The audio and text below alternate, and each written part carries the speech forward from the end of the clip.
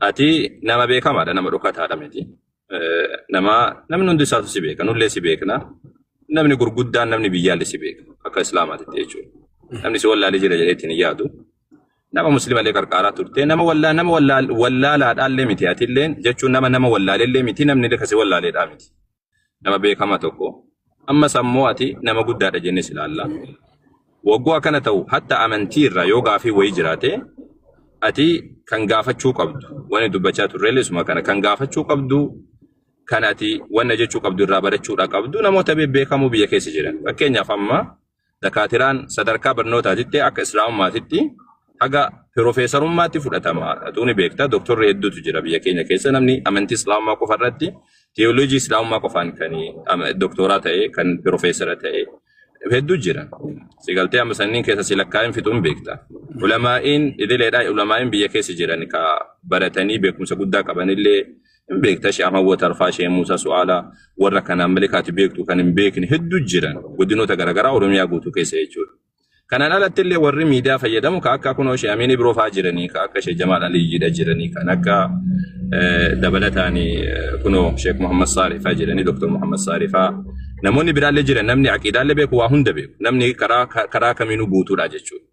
Namoonni kunniin osoo jiranii amantii irraa mubaarak akkamitti wallaaleeti akkamitti akkamitti wallaalee nama gaafatu wallaalee jennaan nama amantii irraa nama amantii islaamaa bakka hin buune amantii islaamummaa kana inni xiqqaadhaa miti daa'imaa miti amantii islaamummaa kana akkamitti namoota akkanaa gaafataa waan jedhu takka. Kaleessa ammoo waggoo laalu mana kan kee keessatti gurbaa Bashar jedhan tokko seensiftee haasofsiisuu jirti. Gurbaa san hatta sadarkaa islaamummaatti sadarkaa namummaatitti waan haasofsiisuu maluu miti. Wanni inni irraa haasawaan islaamummaatti googilii irraa wannaa godhee maxxanseetiin haasawa malee waan beekumsaadhaati miti. Waan ulamaa'iin akkatti haasa'uu qaba. Dabalataan amma sammuu wanni gariin beektee akka Oromoon dubbatu rifeensi gariin alatti rifeensi gariin manatti jedhan kan haadamu jechuudha. Wanni hundi dhugaadha. Islaamummaa waa hunda ni barsiisa. Wanni ni barsiifnee jiru garuu ammoo waan tokko waan miidiyaa irratti lafaa kaanii namni waan nama salacha'u waan nama haqqisiisu wantoota akkasii wagguu dubbatu ati seensiftee haasawaatiin turte. Isa kana sittidha. Arra ammoo cirraashii ijoollee peenteedhaa waa gaafadhaa jettee gaafa dhuftu ani naaf hin galle waan ati goote sanii fi maaliif akka jechuun ijoolleen muslimaalleen achi jiranii gariin isaanii ani ijoollee sanillee lolaatiin ture. Takka achi dhaquun dhiifne takka maaliif callisanii teessanii. Dabalataan ammas ammoo namni wanni gaafatu namni waa barachuudha barbaadu amantii ofirra jalqaba barata amantii namarraa barachuudhaan dura maaliif kan hunda wallaaleeti mubaarak maaliif akkana godha. Yookaan waan amantii keessa yoo gaafisite ta'e namoonni jiran namoonni gurguddaan maaliif hin gaafanne. Yoo ammoo lakki gaafachuun barbaanne yoo taate ammoo maaliif namoota islaamummaa keessatti kirikiriidha uuman. Fakkeenyaaf amma Hamzaa Jaabir namuu beeka. Dhokataadhaa miti. Namuu beeka karaa manhaja isaallee waa hunda isaadha beeka. Atillee hin beekta bareechitee beekta.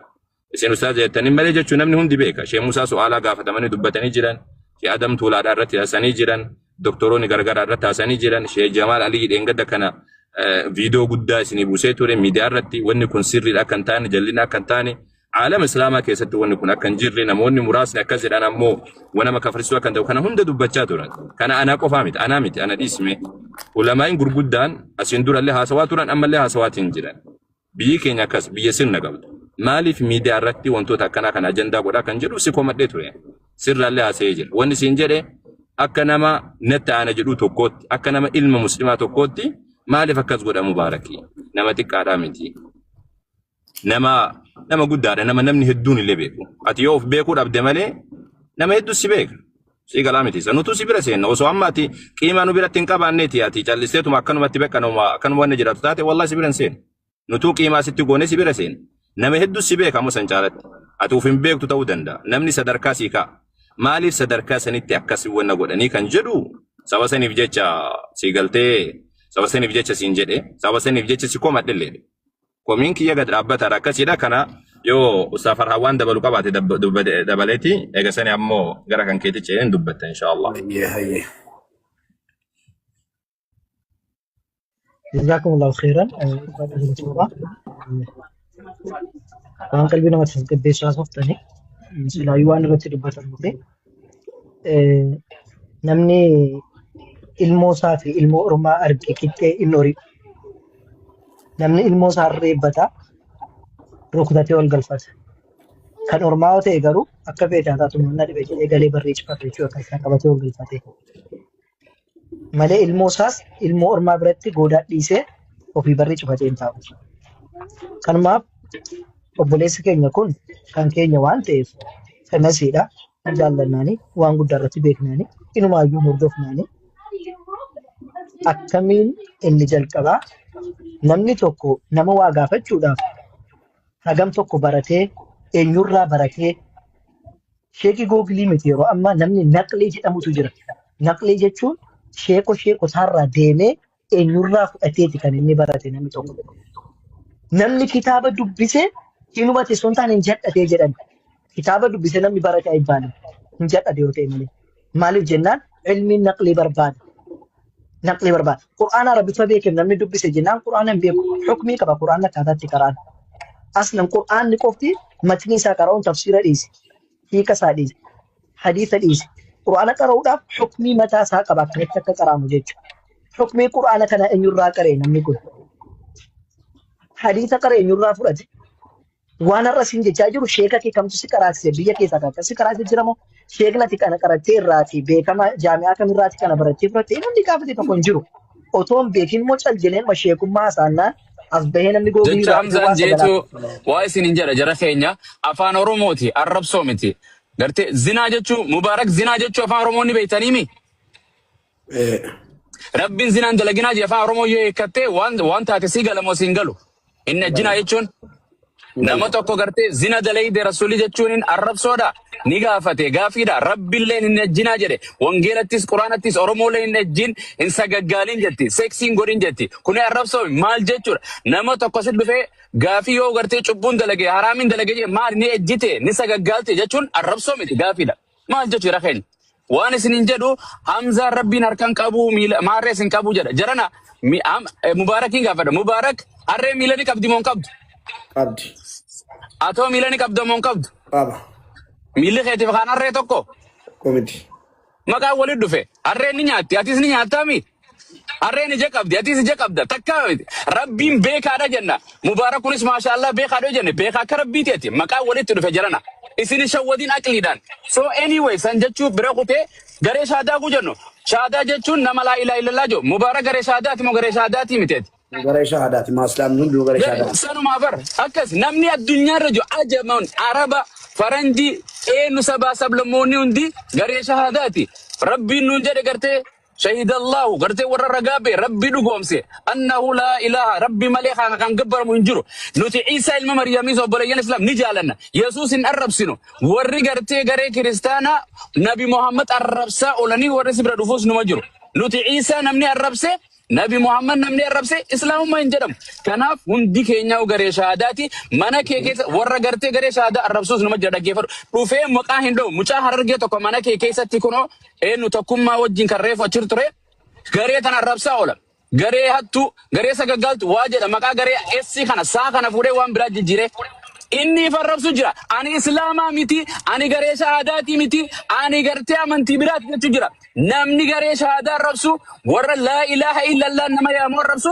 islaama arrabsu of arrabsu jira kanaaf yaa jara keenya deemaa waa baradha Mubaarak gaheen isaa miskiina gargaaru dhaabbachuudha nutis daawaa godhuudha namuutu kam miidiyaatis gaazexeessaan namni akka namaa barbaadu akka namaa namni hundi gahee qaba jara keenya kanaaf rabbi gartee khayrii sinaa dalaysu abo yeroo gartee jecha tokkicha sanii si aarse nama meeqaa si arrabsuu ture gartee nuti ani arrallee borullee guyyuun inja ganda durriyyeen dhaqinaa jechuun mana Mubaarak jechuu miti in general san dubbanne Abu Muaz namni barbaade na arrabsu warri fuuldura na jiru an jedhu se arrabsaa jechuu miti bar waan jedhe bareera ganda durriyyee bira dhaqinaa goojan durriyyee nabi Muhammad arrabsutu jalkani guyyaa joollumatee nyataatee durriyyee amantiisi hin baranne safuu hin baranne muka hudduu wal dhiibdu qaamuma saalarraa haasoytu joollee qullaa dhaaba'utu durriyyeen jara kana arralleen hin jara durriyyoota biran dhaqina ijoolleen islaamaa ni isin hordofina jalaas hin dhaqina yoon jedhe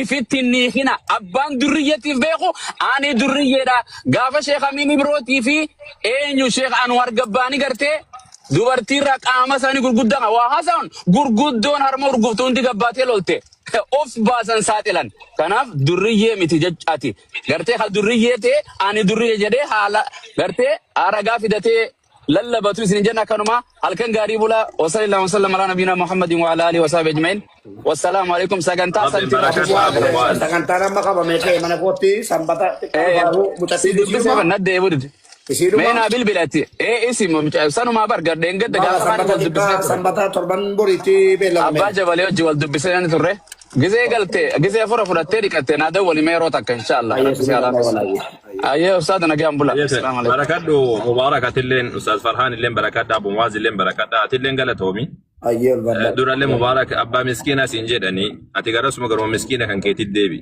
isa kana disi wan kara karsizu kana disi rabbin barakati ha godu sille ammo nama dina kana nulfuda murabbin siyata jizu awwale obleza kan kele rabbi haka jechu inille ni ji asadi haga ji asadi baradde sini debi sayde achuman kute ji asadi le dabrete amma achuman kute duba rabbi salle haka jechu rabbin haqiqat amul disu tani ammo atillen jabadu lallali nuti wani sillu sabab nisa amma waan siyubate me jira jedheti yaada nama gudda silalla nalollola yo rakkoon gara kootiin jiraate gastiin attergu yumiti isuma dhuguma rabbi jechuudha andiin islam irratti diridiriin beeku diridiri tokko abbaa fedhoote garuu nawaama akkana goote atakkana na fudha nama didus mitiin bara tariin bara ikitanii nan beektan malee nama didus miti ko cufadhu kottu jedhame ustaaz awal kottu siin jedhaa jiru yoo jedhame an nama cufatee dhaqu siin jedha nama cufatee mana waan an qabee jiru dhiisee dhaqudha rakkoon qabu ini galee ايوه هيتون بركات رب سي بركه تشيسو كنادا عفوا خلاص ثاني امو نمني غري شادار غري غافي كبو يو جراته يو كان وانا كنا وجتني ما كنا كوتنجي جراته كريستيانو وجينو اسواتين ولا دوفينو غافچو دندا قرشيا كنا نياتني جرتني وري غري شادا داو جده دوفي غافچو دندا يو كان وانا كنا بلستا يو جده دوفي غافچو دندا ركو دامي ساتي كميتو زكيسو مثلا arraba malee tiragaa qabatama qabate garuu ammoo nuti waan ittiin beekamnu mucayyoo takkatu mucaa gurbaa tokkotu jedha beektee ijoollee garee shaadaa jala jirtu karaa akkatti fuudhan hin qabduu jedhee beektee maali jennaan osoo si jaalannaa jedhanii niyyuuti ragaa kan kee fidi namaan jettii jedhe nuti ragaa barbaanna wani guddaani ragaa keessan qopheeffadhaa maaf akkana gootan jedha waan bade kamiyyuu yoo argitanii jettan koottaati nu gaafadhaa rakkoodhaa miti saatii kamittu rabbiin barakaasni haa godhu nuwaama abu muastu duru ana kasi goda ture yonu facebook irratti qosi kairo sanatti mammarata ture dur gafanu mammaran ni achuma facebook ira live senani wama jedhu nanna anis de aslin jaate nan mega jaate gafatamne qaraa jedemne qaraane hagate salfanne chuda hagate nan salfata sini gare kanaf wa bade yo argitan wama nuttima nur khuta enera kanum ayya dalatan bil fa'd barakat rabbi barakas ya godu tanu mati ustaz farhan sinna sumata tiraba tole galatom ayye assalamu alaykum rabbi ya alaikum